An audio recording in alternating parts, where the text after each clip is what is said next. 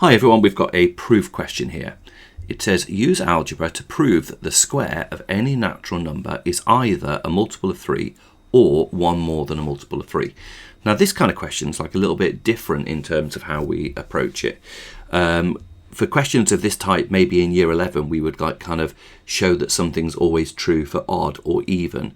But in this question, because we're specifically talking about multiples of 3, we can basically use this to divide all numbers into 3 different types. Okay, so what we do here is we can say that because we're talking about all numbers being a multiple of 3, they're either going to be 3 times n, or they're going to be 3n add 1, or they're going to be 3n add 2.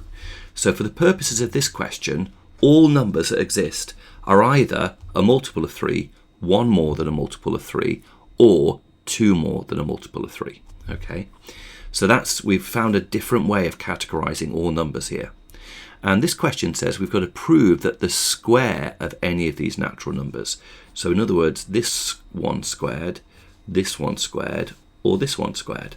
So let's have a look and see what we get. This first one is going to be 9n squared.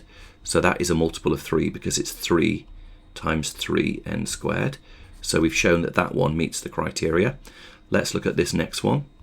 This next one is going to go to 9n squared plus 6n plus 1. Now that can be thought of as 3 times by 3n squared plus 2n plus 1. So that is one more than a multiple of 3, and that's part of the criteria that we're after as well. And then finally over here we're going to expand. This one is going to give us 9n squared plus 12n plus 4.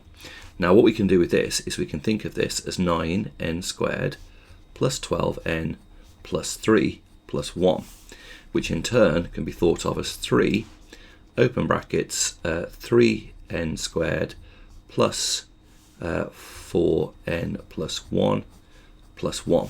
So in other words, again, we have a multiple of 3, and that's it done. So we've basically shown that all numbers fall into 3 types. They're either a multiple of 3, one more than a multiple of 3, or 2 more than a multiple of 3. And then when we square all of those numbers, we basically find out that they fall into one of those 3 categories. And that is that question done. Hope you found that useful. Thanks for watching, and I'll see you in the next video.